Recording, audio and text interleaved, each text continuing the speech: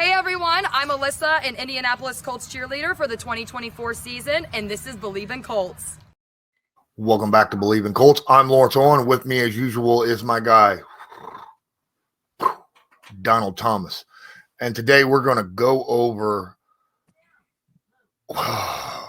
easily, in my opinion, the toughest game on the schedule for the 2024 Indianapolis Colts, where the Detroit Lions come in to Indianapolis, and they are just on fire right now. And quite frankly, there's a lot of people out there that, say 7.5 points, which is, what the spread is right now, isn't even nowhere near enough. They got a lot of people talking about 50 burgers, like they did against Jacksonville. I believe it was Jacksonville this past week.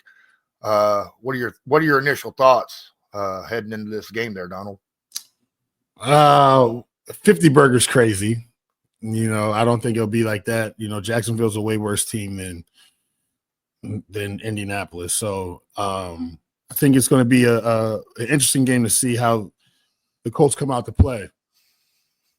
You got to, you're going against a juggernaut right now. I was clearly, in my opinion, and I think everyone will agree, probably the best team in football so far this season. And, the Colts have to match that intensity and toughness.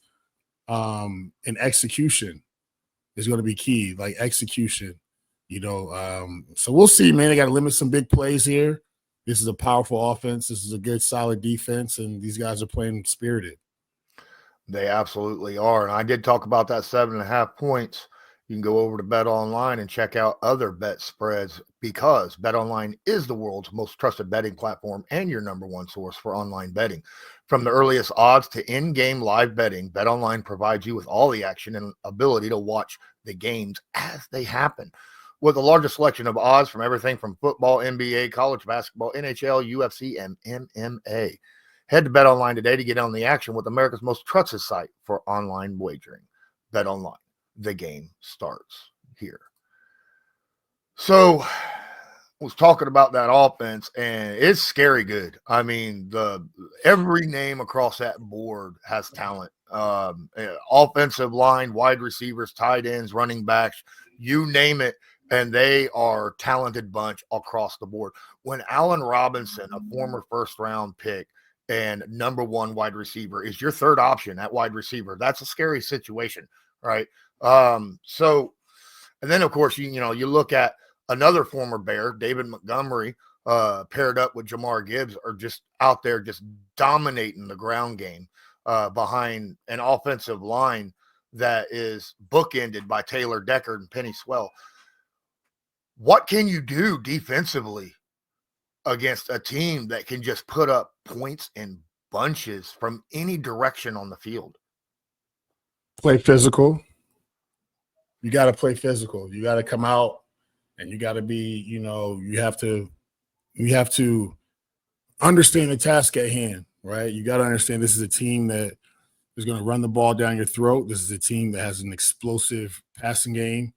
And if you don't understand that this week in practice, then it's going to be a rude awakening come Sunday. So, I just think that up front, they got to play physical. They have got to play physical, and the hard part is our tackles matching up with, our DNs matching up with their tackles. Like defensively, they got to play stout. They have to play sound football. If they have contain, they got to contain. They got to force things back inside, and that's going to be on DeForest and those guys in the middle. But most importantly, your boy EJ's got to wrap up and make some tackles. And Zaire's got to play physical. He's got to make sure guys are lined up correctly. Can't get fooled by motions and stuff like that. Make sure guys are in their right gaps. And then just, in the secondary, safety's got to be over the top. We got to have that extra help and nothing behind you. And you got to limit the big plays. You have to play sound ball. And I think, when they're going to pass the football, we got to turn on those afterburners up front and get after the quarterback, because this guy, in my opinion, is the best. He's playing the best. I won't say he's the best quarterback in football right now, but he's playing like one of the best. He's a top 3 quarterback right now, easily, hands down. You can debate it, but he's shown and proven. that he's the leader of this team and guys rally behind him. I mean, come on. 73% completion percentage leads the NFL. 9.2 yards per attempt leads the NFL. Quarterback rating of a 113.8, 22 touchdowns. This dude is on fire right now with the weapons that he has at wide receiver and tight end and all of that situation. But I'm not going to say that this dude is by any means perfect. Just a couple weeks ago, he had 5 turnovers. Four interceptions, I think, wasn't it? 5. Yeah. Okay. It's just ridiculous. And still found a way to win.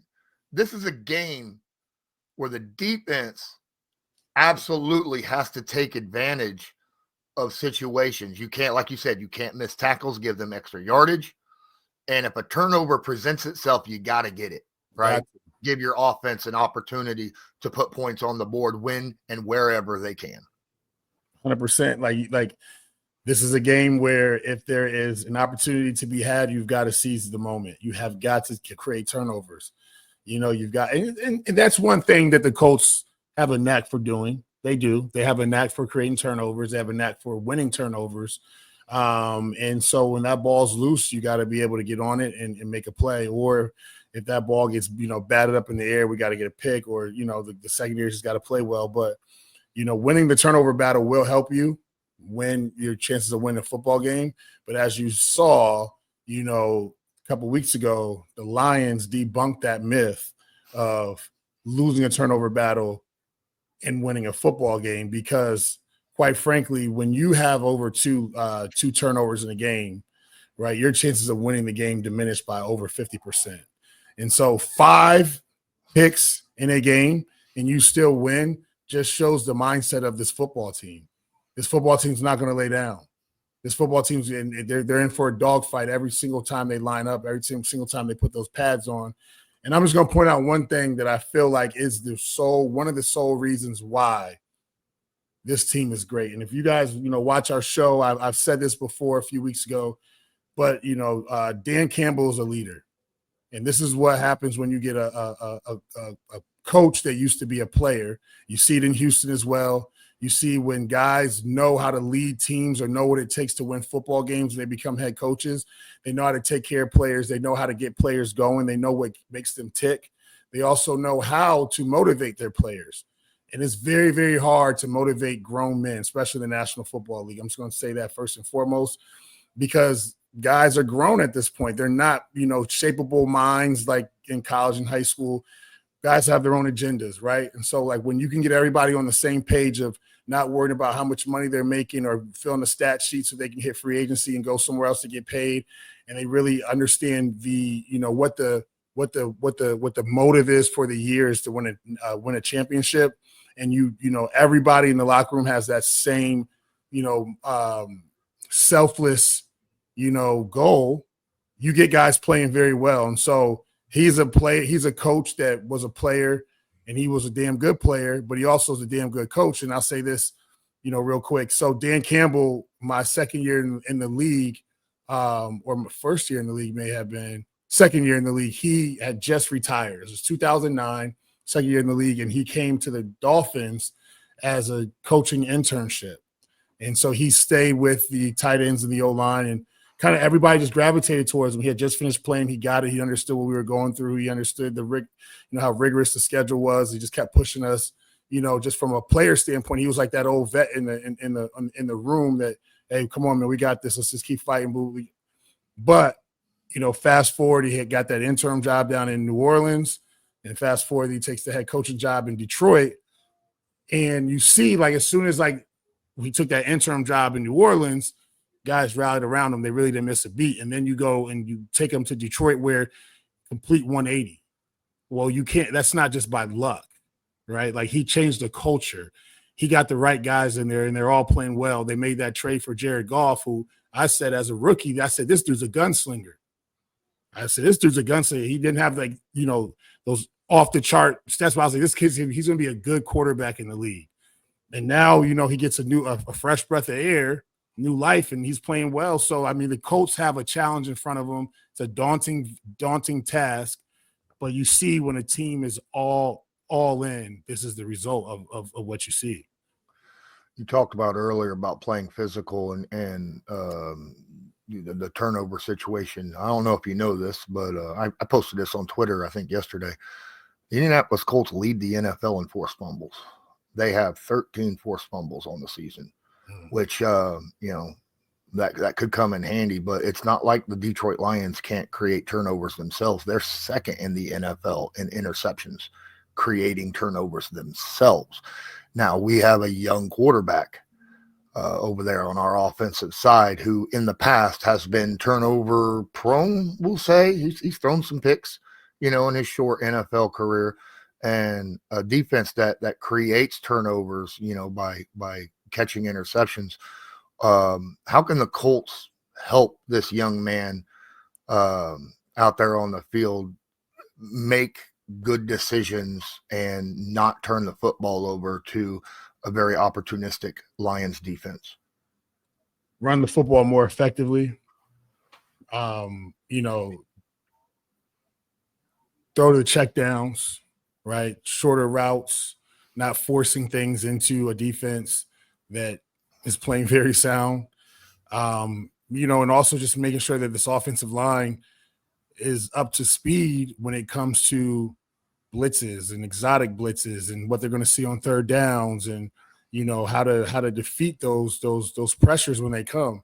And then making sure that Anthony understands that he can see and sniff out when these blitzes are happening and they're about to come, and making sure he directs the line and gets the protection in, and everyone's going in the right direction. They know who to pick up. A key thing here, this game, I feel like is going to be utilizing the tight ends, and not in the passing game, but more in the passing game, but more for them to stay in and block. It's adding that extra, defense against the rush, because when you have one of your starting tackles still down, you have 3 rookies that are possibly still starting this week. The added help is going to be one of those deals that's going to be needed, because they're going to bring some pressure, no doubt about it. They're going to try to get Anthony to move off his spot, have to run around a little bit, throw off his back foot, throw on the run, and just be very uncomfortable. So I think running the football, making sure the guys understand the protection schemes, knowing what blitzes are coming. I hope they practice them ad nauseum this week in practice. They watched a ton of film on them on third and long, third and short, second and long, when they're going to be blitzing, what are the percentages on first down, second down, third down. These are the key things that guys have got to know, just as grown men, as being professionals on their own as well. Of, okay, we're in the huddle, it's 3rd and 7, right? I know that this is a 65% blitz down for them, for this team. Guys, we got to be ready for it. You know what I'm saying? We got to be ready for the line to move, shift, to bring the guy off the edge, double mug look with the 2 linebackers in the middle, in the front side A gaps. One's not rushing, so you got to know which one's rushing, which one isn't. Where's the strength of the protection? All these good things on everyone on the same page, and that's the way that you can stay in this football game and give yourself a chance to win. So we talked about that 5 turnover game against the Texans. One of the reasons that they were able to stay in this game is they had 4 sacks on C.J. Stroud that game. And you were just discussing the protection schemes. We did sign former Colt Mark Glowinski back to the roster, but he's a guard and he just got signed, as we was talking about earlier. Will or will he not play over rookie Dalton Tucker? You believe he probably won't, correct? What day did he get signed? I think it was Tuesday. Yeah, he's not playing. Okay. So we're going to probably have 3 rookies starting again across that line, because Bernard Ryman, the left tackle, still out with that knee injury. If you give one piece of advice to these 3 rookies on, to help them during this game upcoming, what would that be? Film. Knowing your position, knowing your assignment, knowing, okay, so here's the deal, right? So it wasn't the best guard in the country or the world or whatever you want to say, but one thing I can say, and I can, and anyone who's ever played with me knows, that I watched a ton of film. I studied all the time, right? The iPad always came home. The iPad got opened up as soon as I sat down on the couch and played with my son for a little bit, and right back to watching film, right? I wanted to know my opponents if I saw them out in the street, because I could tell by the way they walk. because I'm watching that much film. So as a young player, practice is great. Practice is where you get your reps in. Practice is where you see everything live, but it can't stop there, right? So I'm telling these young boys, like, hey, look, we're going to meet after practice for another hour. We're not getting out of here till 6 o'clock this week. Hey, it just is what it is, right? Like, hopefully Ryan's in there, Ryan Kelly's in that room with them, talking them up, showing them, the different looks that they could possibly see, and they go home and they study more, right? You got to know this defense inside and out and whatever they can throw at you. Right now, granted, there's going to be something that you never seen before that they haven't probably put on film. It just is what it is. But if you understand protection schemes, you stick to your rules, and you guys can communicate across the board on who we're picking up, who can possibly come. We know he can't come. We know that this is who we're picking up. Make sure the running back knows who we're going to so he doesn't mishap and go to the same guy that we're blocking and someone runs free. Then you have a chance. So it's on you. It's your responsibility, right, to be prepared for this football game. And it's 3 young guys is a lot, right, especially against the number 1 team in football right now. But you're professional now. You're getting paid for a reason. You should be able to, do your job as best as you can possibly do it. Dan Campbell earlier this week during a press conference while talking about Anthony Richardson said a lot of pleasant things about Anthony Richardson. And he said that he feels as though now that he's back, that Shane Steichen has basically taken the handcuffs off, right? So let him play free. He was utilizing every bit of his ability in quarterback design runs consistently, just let them play free out there on the field. Is that something that you agree with, that you saw this past week, or do you think that maybe it is still kind of hey, we gotta more worry about completion percentage and things of that nature, or do you think that's more of Anthony Richardson just growing rather than Shane Steichen limiting what he's got? Well, at some point, you got to take the pacifier out, right? You got to let him grow up. You can't keep, dummying down the playbook and not utilizing his, God-given abilities, and you have to live with it at this point, right? So, like, you put him back in, and you're saying he's your starter moving forward for the rest of the year. Well, the playbook has to open up, because you're going to limit his progression if you don't let him have full access to the playbook, and you guys don't, call plays that you normally would because you got your so-called starter in. Like, what, that doesn't make any sense. So Dan Campbell's right in the sense of, yeah, like you're letting them grow up, you're letting them play now, like you're taking the training wheels off, and so like you're gonna see it, right? Like you're like, okay, if my quarterback can run and throw the football, I'm gonna utilize him. I'm gonna utilize his legs to run the football. I have to let him throw the football, and I have to live with these decisions at this point.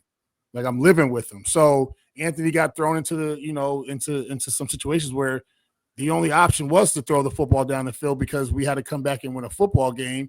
And so, like, you can't be like, oh, I'm trying to win a football game, and I know I should be throwing the football, but I'm gonna throw a screen, or we're gonna run it on 3rd and 12. You know what I'm saying? A draw. Like, come on, like, you're just trying to get off the field. So nah, like, like, hey, here, it is what it is. Like, this is your guy. You told him, you told the media, you told the team. Moving forward, Anthony's our starter.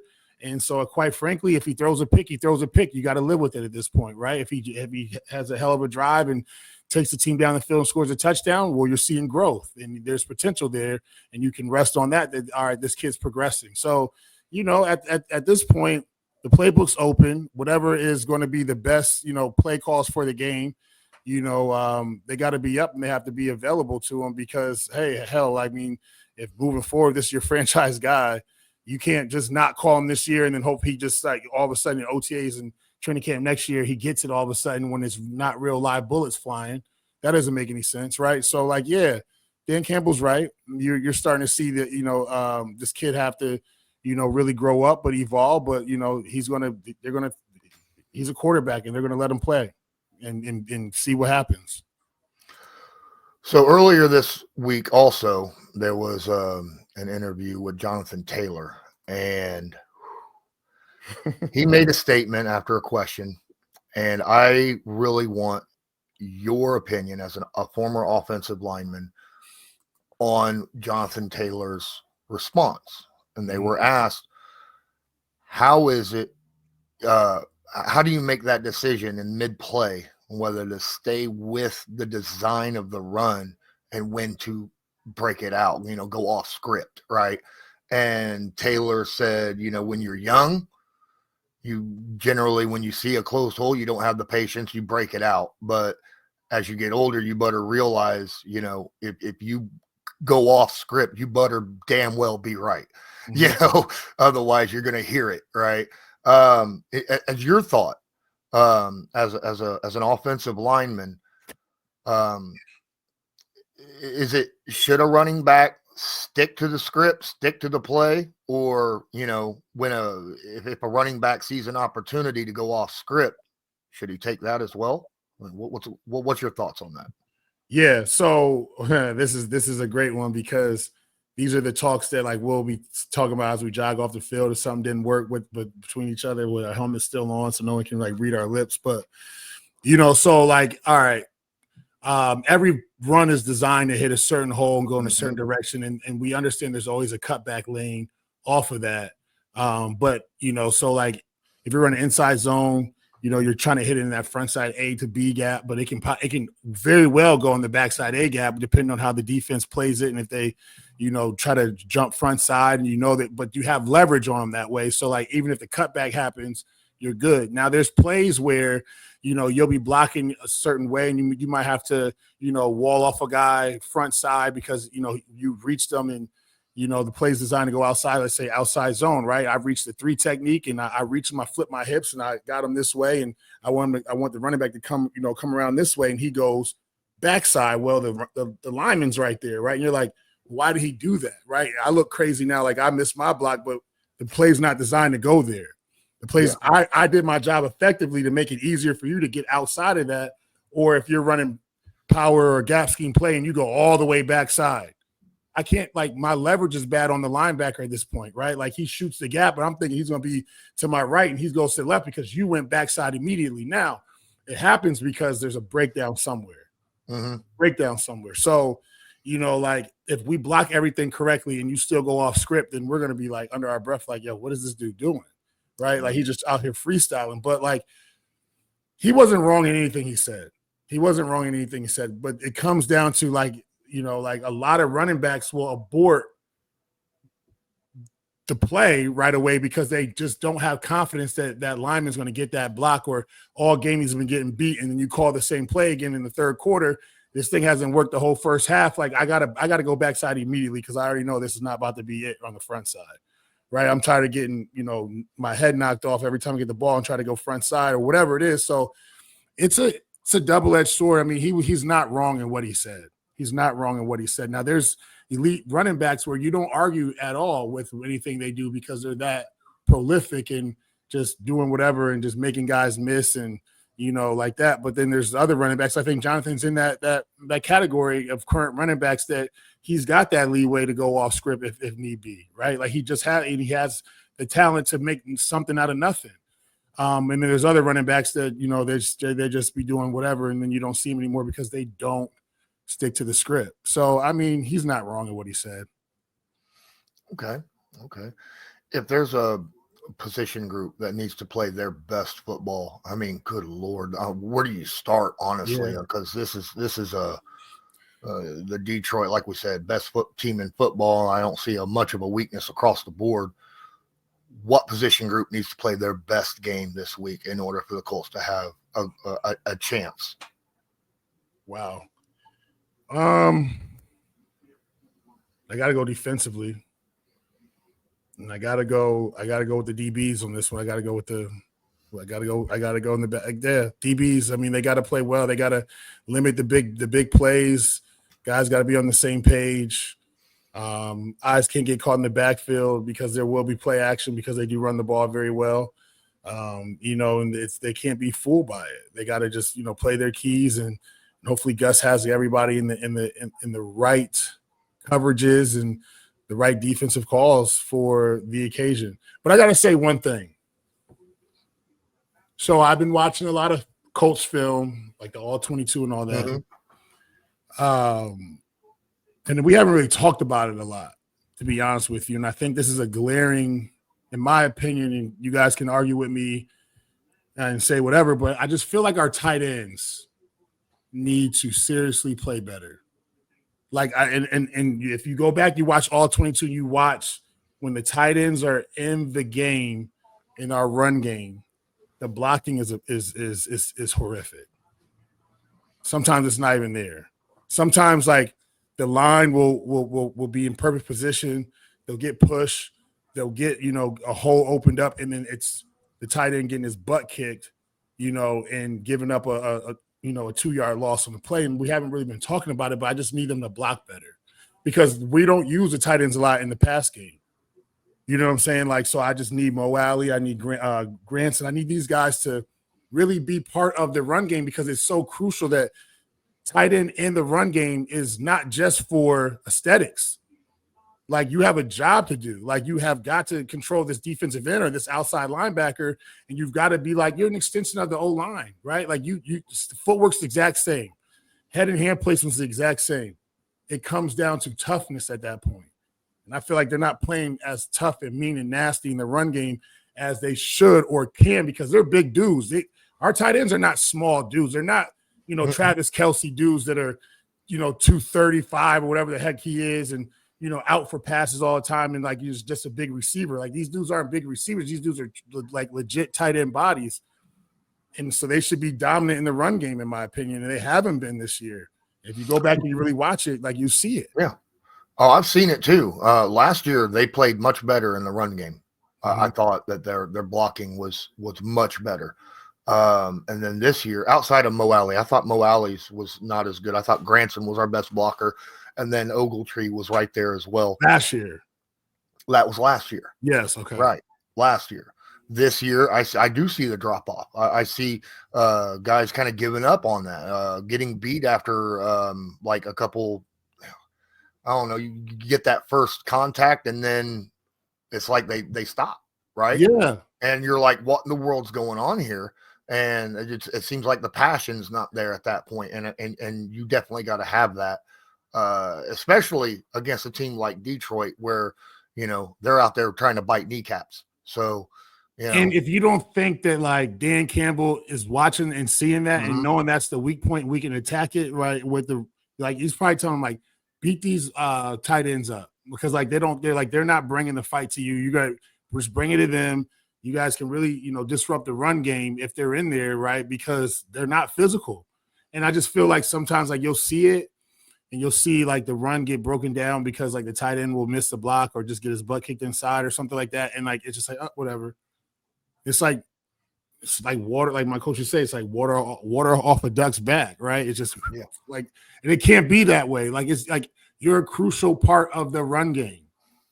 Like, and I'll go back to it, but everyone wants to, fault me for it. But like when I was in New England, like Gronk and Hernandez could do both very, very well. And it just was like, when you have that, teams can't match up right because now if you have a double tight end set, right, they're like, oh, shoot, well, we got to cover them because they could possibly go out for a pass, but then we got to be able to defend the run. We get into a base defense, and then we start throwing the ball, and they're like, we can't get out of it because they're not subbing, and then you try to get nickel, and then we just start running the ball down your throat. And it's just like because the tight ends affected how the defense lines up. And we have big tight ends that can really affect and cause matchup havocs if they could just do both, incorporate them a little bit more in the pass game, but definitely utilize them in the run game and let them be like they got to be efficient enough to where a defense is like, damn, well, we got to get extra, we got to get in base, right? And they're like, oh, all right, well then try to cover them with a linebacker in pass coverage, and he can't cover him because he's just way bigger than him, or he's not a great cover guy or whatever. And so now you get to expose the defense a little bit more, and we don't have that dynamic. So like, I don't know, man, next year draft time, it should be a tight end here and a high pick or, free agency, see who's available, like to add to our tight end room. I think it's going to be key for the Colts. That's just my GM talk. All good. I can't argue too much with your, talking about the secondary playing a good game. and the defensive line playing a good game. I can't argue with the defense in general Mhm. because they are a really good offense. But one of the best ways to do that is to establish your own offense and impose your will offensively. I'm going to say the interior offensive line needs to play their best game. I understand we'll probably get our quintessential Quentin Nelson, but we got two rookies sitting there at center and at right guard. Yep. And they need to play very good football, especially in the run game, because for some reason, the Indianapolis Colts, even though we have speed at running back, they like to run it right up the gut. And I get it. I understand why, but you got to be effective doing that to impose your will, doing that specific thing. And if you're able to do that, then you're going to be able to eat clock. You're going to wear a defense down and, keep the other offense off the field. And that is a very successful strategy in beating a very high octane offense like the Detroit Lions. So in my opinion, the position group that needs to have their best game, especially in the run game, is that interior offensive line. Yeah, I mean, listen, I was going to say that, but I don't want to be so cliche to always, say offensive line. But, hey, look, listen, and everyone knows it starts up front, 100%. And then you'll hear it 100 years ago, you'll hear it 100 years from now. It starts up front. It does. It is the quintessential piece of any, good team is when you look at them, like look at the offensive line. Like they don't have a ton of injuries. The guys up front are tough, nasty, just relentless, pricks. And, they don't take mess from nobody, and they will fight you in a heartbeat. They all stick together and they impose their will, and they just wear you down across for 4 quarters. They don't give up. They're just, just lunch pail dudes that just take names and, all right, let's go to work. You know what I'm saying? So, like, yeah, it is. I just feel like, like to ask them to play their best game against the best team in the NFL right now is a daunting task with the injuries that they have. Although they do need to play their best game to really be in this game. I just feel like, in order for us to be above average play, but everyone else pick up, their end of the deal, to help this unit out that, is injury, riddled right now, riddled with injuries. That's why I'm saying like the other groups. But yeah, it starts up front. I mean, if they get their asses kicked on Sunday up front, then it don't matter what else anybody else do because they're just getting their butts whooped at every single snap. So, these guys are gonna have to play physical, and this like you got to understand, like just like Anthony, this is a first time experience for these dudes playing the NFL in a big time game against, probably a Super Bowl contender, right? Like so, like this is going to be one where it's like either the lights come on and you show up, or the lights come on and you freaking crawl into a hole. And if the moment's too big, well, the moment can't be too big. This is why you're here. This is why you work so hard, right? This is you grinded and you were a dog in college or you wouldn't have got to this level. So go out there and block everything out. Forget about it. Don't matter about records. It don't matter about color of the helmet. It don't matter about nothing. It's about football. It's about when you were in grade school and everybody had a white helmet on and y'all was just out there banging. Go play like that guy, right? Go be that guy. Go be a dog. Don't worry about nothing else. Like, just go out there and block all the noise out and just go play backyard football, and you'll be okay. But some guys can't conceptually, like mentally, they can't. They just get caught in the moment, and then they start not trusting, like the fundamentals and skills that got them there, and they start looking at a guy's, feet, or they start, worrying about who this guy is and what he's done in the league. And nah, just go play, man. Just go play. Trust what's gotten you there, and go play football. Prediction time. I'll let you go first. Oh, man. As you smile. I'm going to say 35-24 Lions. That's very close to what I was going to say, believe it or not. Yeah. I was going to say 31-24. Okay. Lions, right? Yeah. I know we're at home. That's going to help. Home field advantage, the loudness of Lucas Oil Stadium. But, man, this Lions team's good. And like you said, Can the Indianapolis Colts win? Yeah, but the margin for error is so small to beat this team that they have to, the whole Colts team has to play a very good, sound game in order to win. And I don't know if that's going to happen this Sunday, especially after a very good outing that they had against the Jets last week. Asking a team to do that 2 weeks in a row, or maybe even improve upon what they did last week in order to beat a team like the Lions, that's a tall ask. That's a very tall ask. I mean, it's, like we say, it's any given Sunday. Mm-hmm. Lions are not, freaking invincible. They can't be beat. It's just going to take a valiant effort from everybody. All three phases of the football. Guys really have to show up and play and just play their best football. This is right now, this is the Super Bowl for the Colts. If you win this football game, you can really change the trajectory of your team for the rest of the year, just from a mindset standpoint. Like, you don't think if they right, if you can beat the Lions, like, I feel like everybody will be like, all right, man, I'm all in. Yep. The extra film work, the extra good crisp practices, the attention to detail, like, we can win. Like, we just beat the best team in football. Like, we can do this. Like, we can turn this season around. We can go win the division. We can make some noise in the playoffs. Like, we have the confidence to do that now because we just beat, quote unquote, the best team, right? So, like, it's possible. Like, if you look at what happened Thursday Night Football, right? 8-2 team loses to a 2-8 team. It's possible, right? Like, it's very possible. Like, if you give a team that shouldn't even be on the field with you life in the NFL, like, all right, man, you very well could lose this game because these guys are talented now. These guys aren't just going to lay down. Like, these guys they're going to fight a little bit, and if you give them a sniff of weakness, or like, we're in this thing, or you guys turn the ball over in crucial times, like you saw the other game, Thursday Night Football, like, what do you think is going to happen, right? Well, like, I mean, historically, when the Indianapolis Colts lately, when they beat a team that they should not beat, they don't get credit for nothing. Okay. Like, when they beat Baltimore, Lamar Jackson had an awful game. When they beat Kansas City, the referees won that game for the Colts or something like that. The Colts never get credit for playing a good team good, and it's always something else is the reason why the Colts won. I mean, it was like last year, they beat Kansas City it was a year before that when they beat Kansas City, and they were a 4-win team, the Colts were, but somehow, they beat Indianapolis, got no credit whatsoever, right, in that game.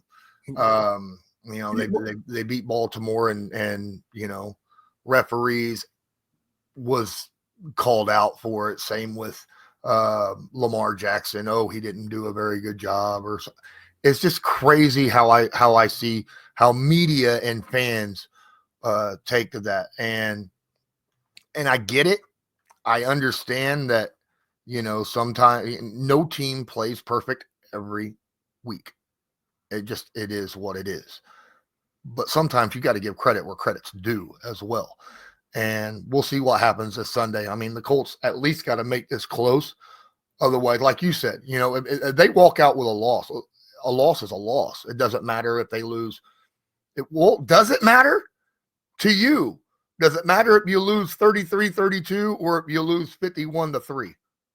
Nah, it matters. Lose by 1 and you still got confidence. Get smoked and it's a confidence killer, right? Like these guys aren't dumb. These guys know what it is. They know what the line is. They know the record. They know what everyone's expecting to happen. Like, they're not dumb. Like, no one's in a bubble. They live in the real world. They just be in the facility during the daytime, but they hear and see everything, right? So, like, they know they know the task at stake. Like, they understand that. Like, and so they know, like, we're supposed to lose this game. Everyone's got us losing the game. We know what the spread is. We know all that. So, like, let's go out there and shock the world, because everyone besides us in this building is probably doubting that we will keep this thing close or even possibly win this football game. So we're going to go shut them up and show them that we can play. Just to go back real quick, to say, like, Colts never got the credit. The only reason why they don't get the credit is because it's not consistent enough. the play isn't consistent enough. So it's like, yo, all right, you come, like you guys get ready for a good team and you play them well and you beat them, a team that you guys you weren't supposed to beat, and everybody's like, oh well, like blah blah blah, this and that, because then like the next week or following week you go down to Jacksonville and lose. You know what I mean? Like, so like it's just like you just got to be a consistently good football team to like you're in that realm of always having their respect. Like, okay, like Pittsburgh's having a decent year this year, right? Although they lost to but at the end of the day, like over the course of the years, they've just been a consistently decent team. Like they have their years a little bit down. They have their years where they're, in that playoff hunt or whatever. They're just consistently good team, right? And the Colts have been like this roller coaster since like 2011-ish, right? Where it's like they flirt with good and then they play bad. They play well one week and then they don't, so it just has to get more consistent where people give you credit for the teams that you beat that are good, because they expect you to be in these games, right? So it's just about consistent play at the end of the day. All right. Well, I think that's going to do it for this episode of Believe in Colts. Any final words before we get out of here? I hope for a good game this Sunday. Like hopefully task at hand and everybody just do your job and play well and play hard and match their intensity and beat them up and see what happens. Yep. That's the way I say it. Just make it a good game, and maybe 2 wins in a row will get you a little bit of respect, on the comeback with Anthony Richardson. That's going to do it for Believe in Colts, brought to you by Bet Online. I'm Lawrence Owen. That's Donald Thomas, and as usual, go Colts. Go Colts, baby. Do you believe?